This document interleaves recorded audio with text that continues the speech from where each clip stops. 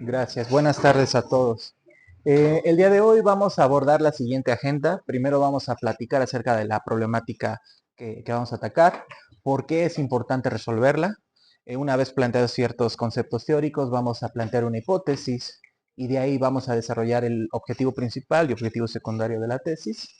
Vamos a platicar un poquito más acerca de las redes neuronales de impulsos, cómo estas son modeladas tanto matemáticamente y vamos a mostrar resultados de simulación aplicados en teoría del control. Después vamos a platicar acerca de los resultados que se implementaron en tecnologías CMOS para su implementación a gran escala, conclusiones, trabajo futuro y finalmente la finalización de la exposición.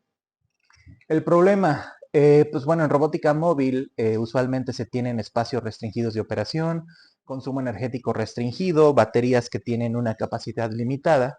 Y sin embargo, a esta robótica, pues a la robótica se le desea tener que tenga propiedades de adaptabilidad, percepción, toma de decisiones, automatización de tareas complejas a bordo de, por ejemplo, un vehículo móvil o, por ejemplo, de un robot que esté lejos de algún punto de conexión y de que el procesamiento de información no se pueda hacer ex situ, es decir, de que se mande los datos de procesamiento, se procese en un gran clúster y se tome la decisión y vuelva al robot, ¿no? Se desea que sea ejecutado a bordo y usualmente implementar estas características, pues toma cantidades de consumo energético, cantidades de espacio, cantidades de capacidad de cómputo que muchas veces no se tienen disponibles a bordo de estos dispositivos.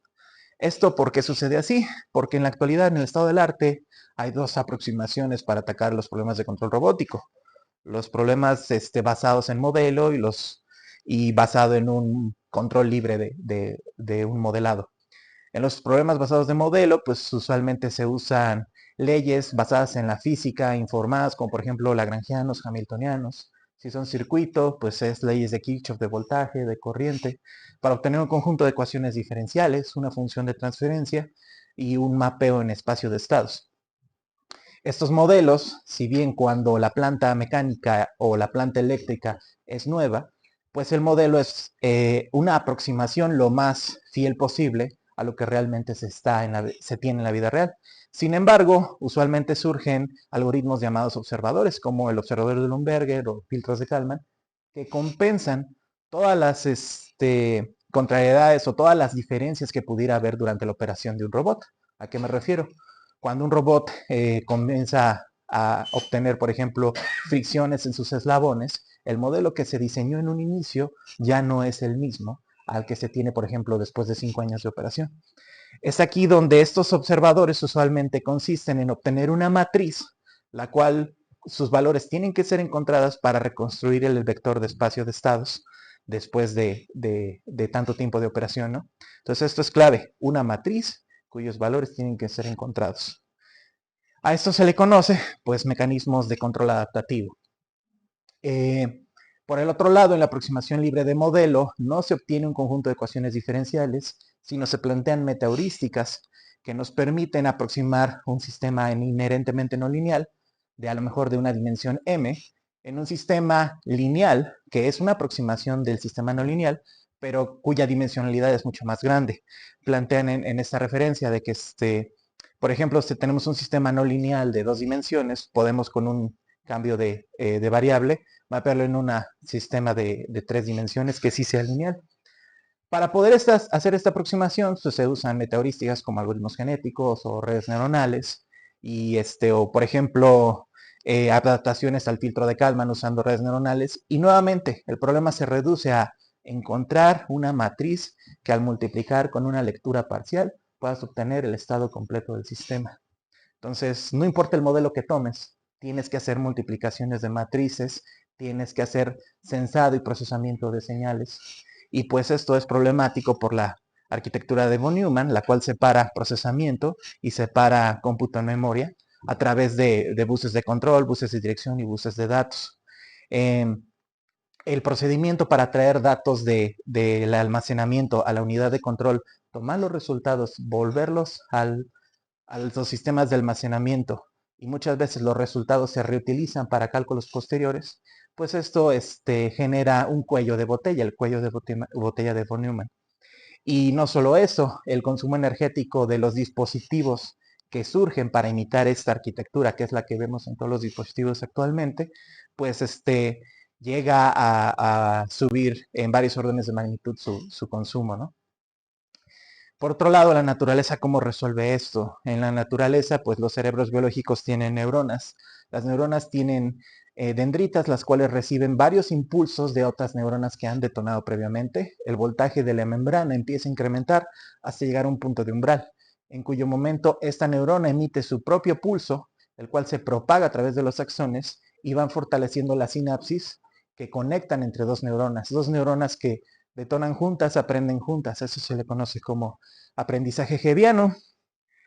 Y nuestra hipótesis es la siguiente. Podemos replicar estas arquitecturas que vimos en la lámina anterior en circuitos a gran escala. La dinámica resultante después de hacerlo puede empatar a las arquitecturas biológicas. La topología resultante es comparable. Tenemos una gran cantidad de neuronas en los cerebros biológicos con un consumo energético muy bajo. Podemos hacer algo similar con las tecnologías de VLSI actuales. Y estas estructuras son usables para el cómputo de alto desempeño. Esta es la hipótesis de la tesis.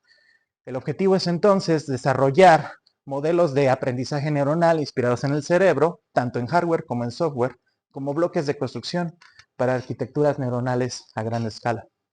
Como objetivos de la tesis tenemos escribir código de Python base para un prototipado rápido de estos modelos, de estas redes, y tenerlo disponible para el laboratorio.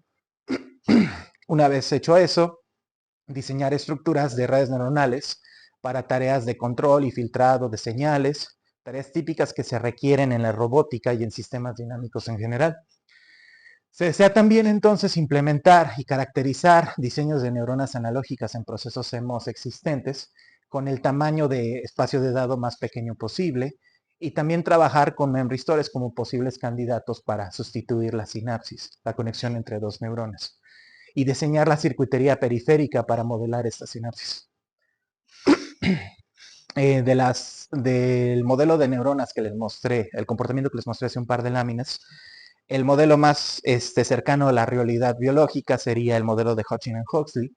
El detalle es de que su implementación es prohibitiva en cualquier procesador actual, ya que el número de operaciones de punto flotante por segundo se ve bastante incrementado. Son 4 ecuaciones diferenciales, son cientos de parámetros. Entonces, simular una neurona es costoso, no cientos de millones, que es el estándar actual en redes neuronales. Por acá también vemos el modelo de Izikevich, que es un compromiso entre la eficiencia y la plausibilidad biológica. Vemos de que es bastante bueno. Y también vemos este modelo de acá, el modelo de integración y disparo. El modelo de integración y disparo es de los más sencillos porque su número de operaciones por punto flotante es muy bajo. Semeja a una resistencia, una capacitancia conmutada por un switch, que una vez que la carga de la corriente llega a cierto umbral, se emite un disparo, dado un escalón unitario, por ejemplo, que es lo que vemos en la figura 3.2a. La figura 3.2b muestra cómo se caracterizan estas neuronas. Estas neuronas reciben una corriente de excitación,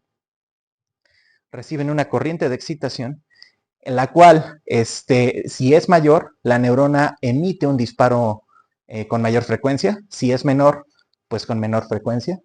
Al resolver la ecuación diferencial en la diapositiva, la ecuación diferencial número 9, podemos obtener la curva analítica de la respuesta en frecuencia dada una entrada de corriente.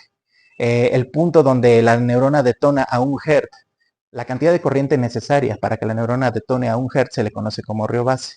Y esto va a ser importante para lo que vamos a platicar más adelante. Entonces, a mayor cantidad de corriente, la neurona detona más rápido, a menor cantidad, detona más lento. Este tipo de codificación de una señal analógica a un dominio de impulsos se le llama codificación por tasa de disparo. Si en su lugar consideramos que una señal de entrada crece o decrece, podemos usar 2 neuronas y en el hecho de que cuando la señal crezca respecto a su instante anterior, podemos diseñar un módulo el cual excite una neurona cuando crezca o excite otra neurona cuando crezca. A eso se le llama codificación temporal. Ahora, ¿Por qué quedarnos solo en 2 neuronas? El dominio de una función, que sería desde un rango mínimo hasta un rango máximo, no solo puede ser partido en si sube o si baja, puede ser partido a lo largo en varios segmentos y asignarle a cada segmento una neurona. Esto es la codificación por población. Aquí podemos ver en esta figura, en la 3.9a, la curva de sintonización de 10 neuronas, perdón, y vemos que el dominio de la señal de entrada está homogéneamente repartido. Aquí vemos, perdón, la respuesta de los impulsos y la señal reconstruida a la salida. Si tenemos, por ejemplo, 5 neuronas, cada uno de los impulsos llegan a un sumador y permite obtener una reconstrucción de la señal a la salida. Entonces esto se llama codificación por población. La codificación por población, esa estructura que vimos en la lámina pasada, está basada en la alta dimensionalidad de sistemas dinámicos. Nuevamente, si nosotros tenemos a la entrada un sistema de señales conocidas y a la salida puedo medir lo que pues, salga de este circuito, yo puedo proponer un conjunto de pesos sinápticos aleatorios entre la primera capa y la capa intermedia, y entonces encontrar el conjunto de pesos sinápticos a la salida que me reconstruyan una señal. Si por ejemplo quiero que sea esto un autoencoder, es decir, que me reproduzca la señal de entrada en la salida, pues es una función y de x es igual a x. Si ahora yo quisiera proponer una función, por ejemplo, y de x es igual a 2x más 1, o por ejemplo un polinomio, si yo tengo entradas, puedo calcular a priori las salidas y entonces encontrar los pesos sinápticos de manera analítica al resolver las ecuaciones de la 5 a la 9, obteniendo la pseudoinversa de Penrose, que es básicamente lo que hace en el software de simulación Nengo. En este software de simulación, diseñé un algoritmo de control clásico con un regresor cuadrático lineal. Esto es teoría de control que se ve desde la licenciatura, pero lo implementé usando neuronas de integración y disparo en este simulador. Vemos que los resultados de que es capaz de controlar un Segway, un robot tipo Segway, aunque sea en simulación, y que la actividad neuronal, el sistema dinámico de las neuronas es capaz de representar las señales. Desventaja, que por cada cúmulo neuronal usaba alrededor de 100, 200 neuronas para poder representar la señal con fidelidad. Este fue uno de los productos que obtuvimos al inicio del doctorado. En este modelo no hay aprendizaje porque yo diseñé el control desde cero. Solo le dije, representa todas las señales con neuronas y con sus impulsos. Para el aprendizaje tenemos entonces la plasticidad sináptica dependiente del tiempo de disparo. 2 neuronas que están conectadas entre sí emiten sus pulsos que al convolucionar se produce estos impulsos que están aquí. Si se supera cierto umbral, o podemos decirle resistencia intrínseca entre dos sinapsis, se produce potenciación. Si se supera en sentido inverso, se produce depresión o supresión, como lo manejan en algunas traducciones. La ecuación 10 maneja cómo los pesos sinápticos van cambiando a razón de una tasa de aprendizaje y de una tasa de filtrado, en diferencia del impulso presináptico y el impulso postsináptico. La ecuación 11 es muy similar a la ecuación 10, solo que agrega una señal de recompensa. Esa señal de recompensa puede venir del entorno exterior. Por ejemplo, si nuestro robot es un seguidor de línea, si el seguidor de línea se va ligeramente a la izquierda, puedo aplicar una señal de recompensa negativa. Si se va a la derecha, positiva. Si va justo en el centro, esto sería 0 y pues no habría cambio de pesos sinápticos porque no hay nada que aprender. Está yendo justo por el centro de la línea. Entonces esta señal R proviene de un entorno, ¿no? Aquí, pues bueno, con las bibliotecas que estuvimos programando en Python podemos mostrar una capa de 3 neuronas con distintas corrientes de excitación, sinapsis entre ellas y una neurona de salida, y vemos que los pesos sinápticos van evolucionando acorde, debido a que a esta neurona la excito con más corriente que a la primera. Entonces nuestros modelos que diseñamos funcionan, y lo implementamos en este otro artículo, sustituyendo lo que sería una arquitectura típica de un PID por una estructura de 4 neuronas y 2 sinapsis, mostrando un sistema que, 1, se sintoniza solo, y 2, supera a un PID sintonizado con la técnica de Ziegler-Nichols. Entonces, muy pocos recursos son capaces de controlar un sistema robótico de un grado de libertad, un brazo robótico. Al menos en resultados de simulación logramos plasmarlo. Esa misma estructura la hicimos para un robot de 6 grados de libertad, un Puma.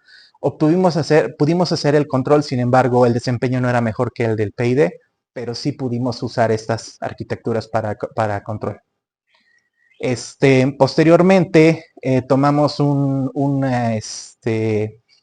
reto un poquito más interesante, un sistema dinámico, las ecuaciones de Lorentz, el atractor de Lorentz, desarrollamos esta arquitectura, la cual a partir de una medición parcial del sistema, es decir, uno de los tres estados, soy capaz de obtener el resto una vez que la red neuronal se ha entrenado. La red neuronal se encarga de obtener las ganancias de Kalman, que es esa matriz por la cual se tiene que multiplicar una medida parcial para obtener la medida completa. La arquitectura fue dos redes neuronales y fue codificación temporal. Entonces, en este artículo también obtuvimos buenos resultados y vemos cómo los pesos sinápticos convergen a un valor para poder reproducir las señales del Lorentz.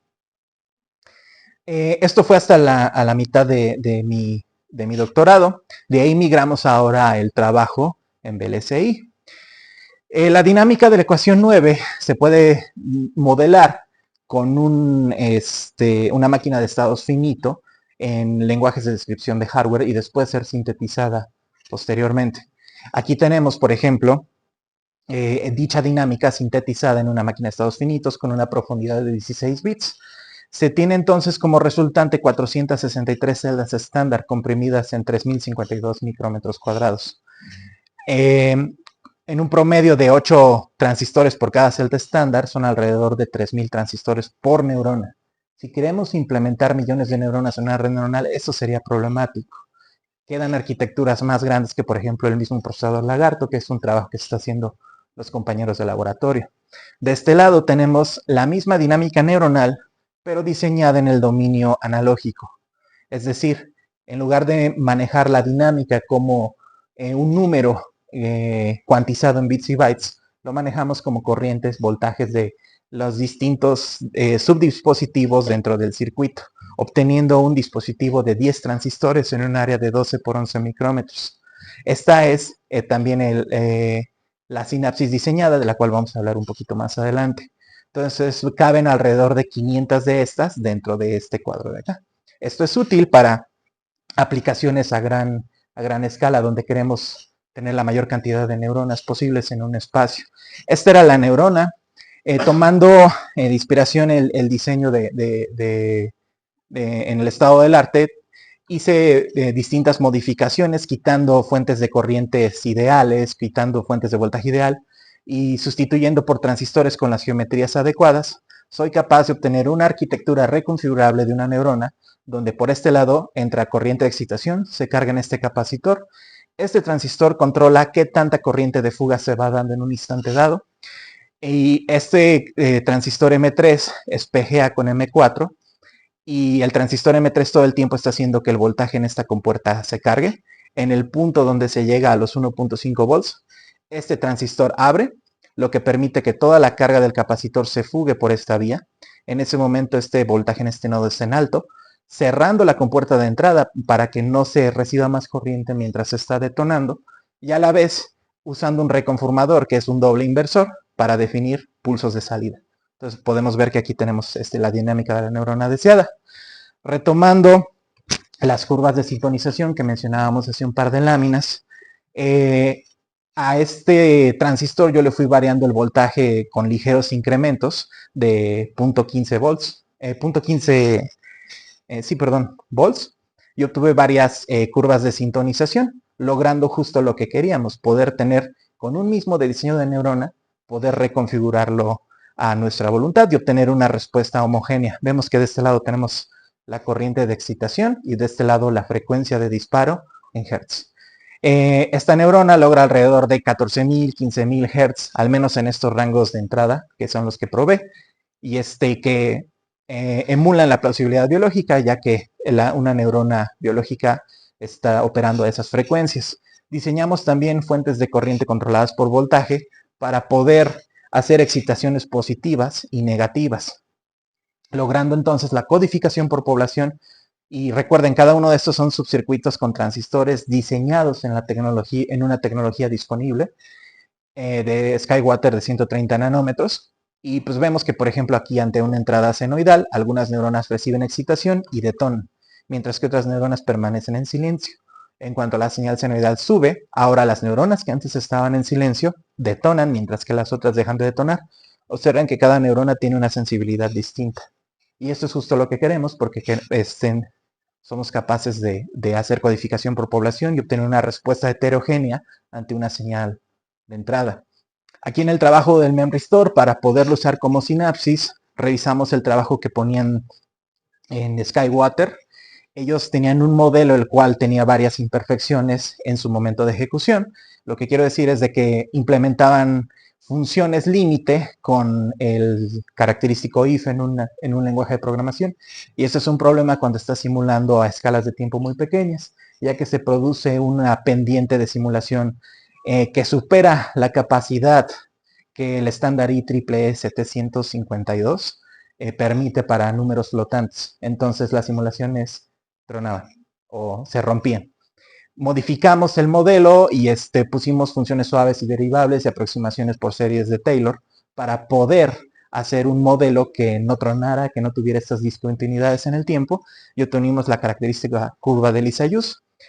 Esta curva de Lissajous está basado en lo que reportan los artículos, que de hecho es el modelo que provee Google, pero modificado con estas funciones para poderlo usar a nuestras demandas, y vemos que el Memory Store va de 10 kiloohms a 3.3 megaohms, y lo que por ejemplo Papavisilou reportaba era la subida en resistencia, y hasta ahí lo dejaba. La bajada en resistencia nunca la reportaban en los artículos que yo revisé, y este es el artículo que ponen en el repositorio de Google. Entonces, la curación de este modelo me tomó alrededor de 7-8 meses, por ahí estuvimos haciendo una estancia de investigación en la Universidad de California. Revisando el estado del arte, revisamos ya esta estructura que es similar a un puente H, con la cual se puede agregar una señal de recompensa. Si el voltaje está en alto, se habilita una ruta de ida del electrodo inferior al electrodo superior. Si está en voltaje bajo, se habilita la ruta inversa, obteniendo los comportamientos deseados ante un tren de impulsos de entrada. Tengo dos escenarios, si activo o no activo la señal de recompensa, y vemos cómo el peso sináptico evoluciona en un lado, y cuando sí activo la señal de recompensa, se invierte el procedimiento. Es justo lo que queremos para la dinámica de nuestra sinapsis. Extendemos la estructura y diseñamos esta estructura de 11 transistores con la finalidad de que agregar estos espejos de corriente para poder entregar corriente a neuronas en la siguiente capa y a la capa anterior. También agregamos los conformadores de señal para que, por ejemplo, una neurona pudiera entregar a cientos de sinapsis, ya que por cuestiones de fan-out, pues no podría levantar a cientos de miles de sinapsis el disparo de una sola neurona. Obtenemos los 4 casos posibles y pues revisamos de que esta arquitectura es más pequeña que la que proponen en otros artículos. En otros artículos ni siquiera proponen la estructura en layout. La estructura de layout se las mostré hace 5 láminas. Propusimos una arquitectura de 2 contra 1 neuronas mostrando su evolución y en los 4 casos posibles de evolución de los pesos sinápticos, mostrando que esto es útil para construir redes neuronales más grandes. Para ir cerrando la exposición, tenemos conclusiones y trabajo futuro. El principal reto que mencionan en algunos artículos de Nature es la escalabilidad. Para poder diseñar esta estructura, que es en la que estoy trabajando ahorita, pues sí, ya tengo todos los bloques. La idea ahora es coserlos. Uso esa nomenclatura, pero en realidad, ¿cómo implementar, por ejemplo, una neurona de 1 millón de neuronas? Una red neuronal con capas de 1 millón de neuronas y con sinapsis pues de miles de millones, ¿no? Y no solo eso, ¿cómo lo llevo a su implementación en layout? Entonces, creo que el reto actual. Ahorita vamos a platicar de los retos. Logros del trabajo de tesis: 4 artículos de investigación desde Q4 hasta Q1, el último. Se implementó el código de estas dinámicas neuronales y memoristivas en Python, en Verilog, y también se diseñó los esquemáticos y layout de estos bloques de construcción. Se obtuvieron resultados numéricos interesantes en teoría de control y en la obtención de señales de sistemas dinámicos, que son manufacturables en tecnología de fabricación. Se adquirió conocimiento de cómo usar herramientas de software libre para el diseño asistido por computadora de circuitos integrados. Esto es muy importante porque pues, en el laboratorio se contaba con herramientas de paga, pero el traer estas herramientas fue bastante vital, sobre todo porque el Memory Store estaba implementado en estas herramientas. Se tuvieron 4 artículos de investigación, se realizó una estancia de investigación en la Universidad de California y hasta ahorita he graduado a 5 estudiantes con temas relacionados derivados de esta investigación. Conclusiones respecto al cómputo neuromórfico. Tenemos que dedicarnos a desarrollar circuitería para codificar y decodificar del dominio analógico al dominio de impulsos. También, si para los nuevos estudiantes que vienen, quizá meternos tanto a la parte de neurodinámica, si el objetivo del estudiante no es estudiar el cerebro humano o el cerebro biológico con contrapartes biológicas, con contrapartes en VLSI, quizá el objetivo sería más tomar una aproximación de ingeniería, ¿no? Hay algunas arquitecturas como procesadores asociativos o multiplicadores analógicos, como este de aquí, que desde el punto de vista de un ingeniero, de un egresado en ingeniería eléctrica, podrían atacar más fácil que a lo mejor someterlo a estudios de neurociencia computacional. Seguramente va a llevar a una solución de señal mixta, una implementación neuromórfica, ya que trabajar solo en el dominio analógico te conlleva acumulación de ruido y una etapa digital puede actuar como una estructura de reconformación de señal. Automatización nuevamente. ¿Cómo puedo diseñar algoritmos que, dados los bloques fundamentales, nos permitan extender tanto en SPICE como en la generación automática de layout? Algo similar a lo que pasa a los lenguajes de descripción de hardware, pero neuromórfico. En los lenguajes de descripción de hardware como VHDL o Verilog, nosotros describimos de manera computacional, sintetizamos y obtenemos un circuito equivalente. Eso en neuromórficos no existe. A la actualidad eso sería la aportación al estado del arte más fuerte que podemos obtener. Finalmente, usar circuitos alternativos para codificar y decodificar como DACs y ADCs o filtros pasabanda, que son circuitos que durante la ingeniería se estudian y que nos pueden permitir, por ejemplo, evitar estructuras del tipo winner takes all, donde se necesitan tantas neuronas como tantas salidas posibles. Hay aplicaciones donde se tienen infinitas salidas posibles dentro de un rango mínimo y máximo. Más trabajo futuro, circuitería para implementar la propagación hacia atrás. En esta lámina vemos de que implemento la propagación hacia atrás entre la capa 2 y 3, pero no entre la capa 1 y 2. Aquí seguramente una solución en señal mixta, algún controlador implementado en lenguajes de descripción podría ser útil. Enfocarnos en multiplicación analógica y no tanto en neurodinámica. En esta lámina les platicaba de esta arquitectura que es un multiplicador analógico que usa memory stores. Se olvida un tanto de la neurodinámica y se enfoca más en cómo resolver el problema de multiplicación de matrices y bajarlo a un nivel de complejidad O1. La respuesta en frecuencia de modelos membristivos. Tenemos que tener acceso a dispositivos manufacturables. Aquí en el Politécnico, en el Centro de Neurociencias, se han fabricado capacitores en tecnología TFT que exhiben comportamiento membristivo. No solo eso, algunas otras empresas como Known o como el mismo Skywater que ofrecen membristores no te dan información de su respuesta en frecuencia o de la capacitancia que se tiene. Caracterizar estos dispositivos también debe ser crucial para saber qué tan rápidas podemos diseñar nuestras neuronas en su función de respuesta en frecuencia. De mi parte es todo y agradecerles a todos por su apoyo durante mis estudios de doctorado.